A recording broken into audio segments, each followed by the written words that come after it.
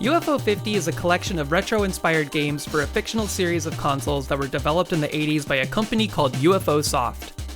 Each game in the collection adheres to the same overarching creative constraints, but they're presented to you in chronological release order, beginning in 1982 and spanning all the way to 1989. Playing through the games in release order presents a uniquely interesting experience because you get to see the technological and artistic refinements the company goes through as it progressed through the 80s. The games are organized into 5 rows with 10 games per row. Hi, I'm Zeppelin, and I've been streaming UFO 50 over on Twitch ever since the game came out. I've tried every game in the collection, I've cherried a few of them, and I've gilded even more than that. But I got to wondering, if I could only keep 1 game per row, which 5 would make the cut? Join me as we go through each row in chronological release order and we pick the best game for each one. Starting off with row 1, there were a couple of strong contenders.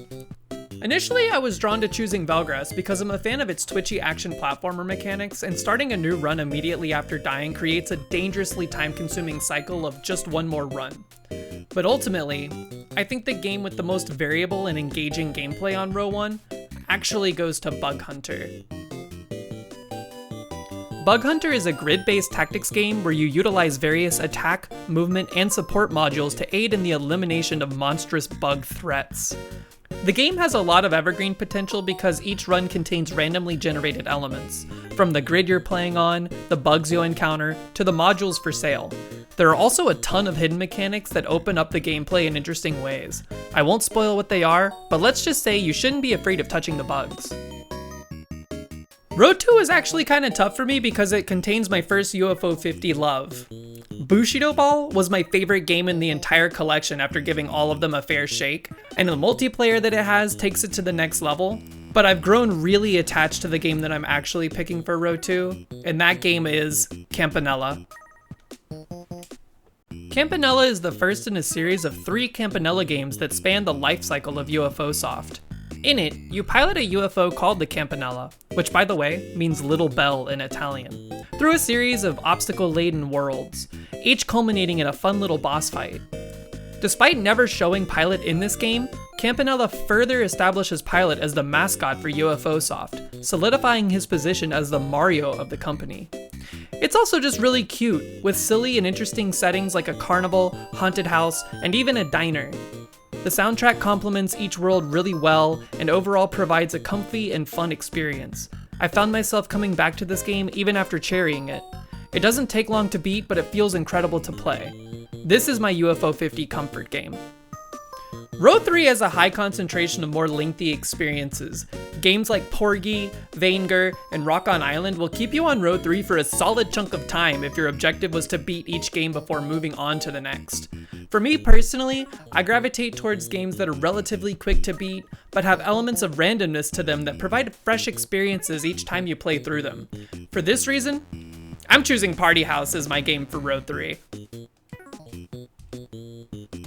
Party House is a deck-building strategy game with the objective of throwing the craziest party imaginable. You're given a limited number of rounds to throw parties. At these parties, you generate popularity and earn cash so you can attract new partygoers and expand your house so more people can come.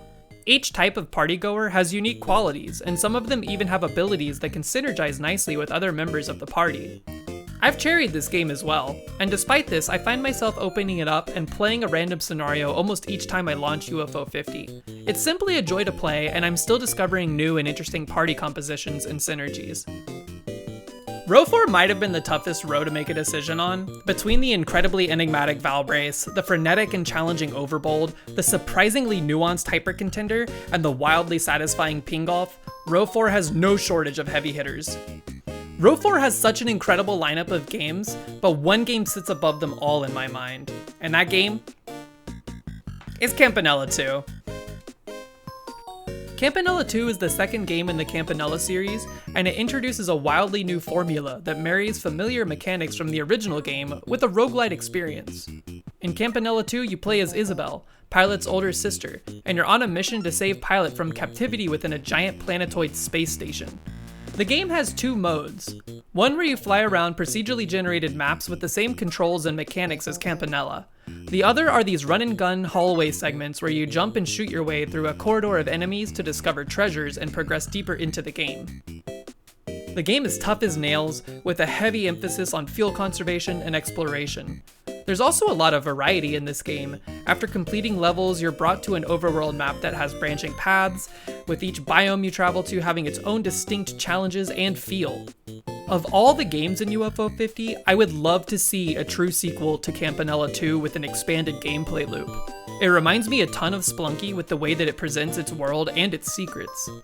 Paired with the fact that you play as Isabel, which is essentially UFO Soft's Luigi analog, Campanella 2 feels like the full realization of UFO Soft's brand.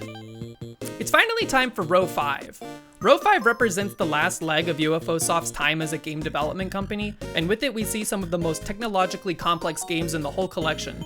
Pilot's Quest, for instance, is a grand adventure game that uses the system's clock to award you resources even when you aren't actively playing the game. Mini and Max is a massive adventure game with incredible technical detail in its world building.